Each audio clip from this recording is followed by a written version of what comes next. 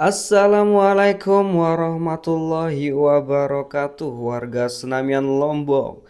Perjalanan hari ini menuju ke Lombok Timur, lebih tepatnya ke Suela, Kabupaten Lombok Timur.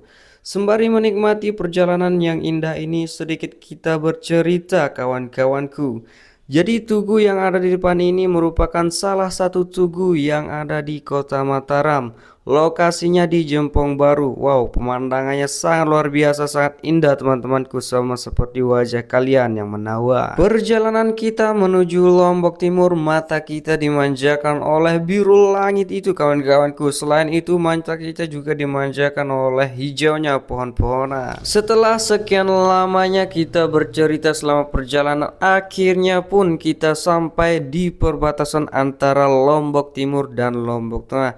Inilah penampakan dari perbatasan antara Lombok Timur dan Lombok Tengah, teman-temanku. Selama perjalanan di Lombok Timur, akhirnya pun kita sampai di Pau Motong, teman-temanku.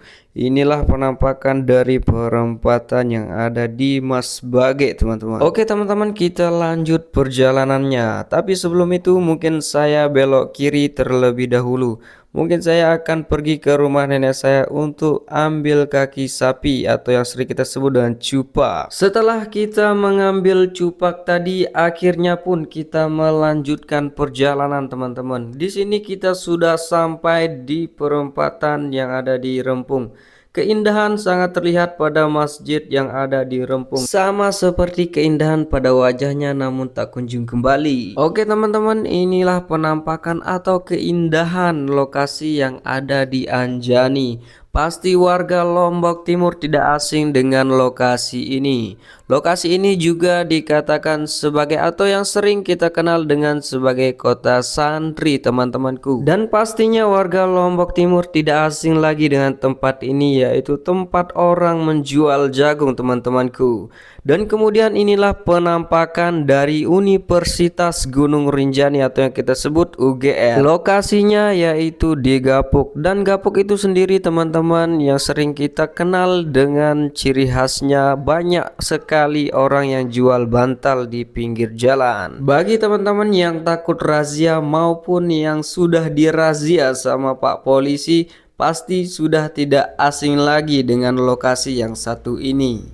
Setelah kita pemandangan lejulu doang baita sos keding nobaturku antena lengkap rasana. Oke teman-teman, sekarang kita sudah berada di perempatan Aimel. Pasti warga Aimel tidak asing dengan lokasi ini. Oke teman-teman, sekarang kita sudah berada di Kembangkerang, teman-temanku ya. Jadi buat teman-teman yang masih bingung jalan menuju Pusuk Sembalun lewat mana, nah buat teman-teman yang masih bingung silahkan ikuti rute yang ada di video ini. Karena rute yang ada di video ini sejalur menuju Pusuk Sembalun, kawan-kawanku. Oke teman-teman, sekarang kita sudah nyampe tujuan yang dinanti-nanti. Nah bagi teman-teman yang mau ke Pusuk Sembalun silahkan belok kiri langsung.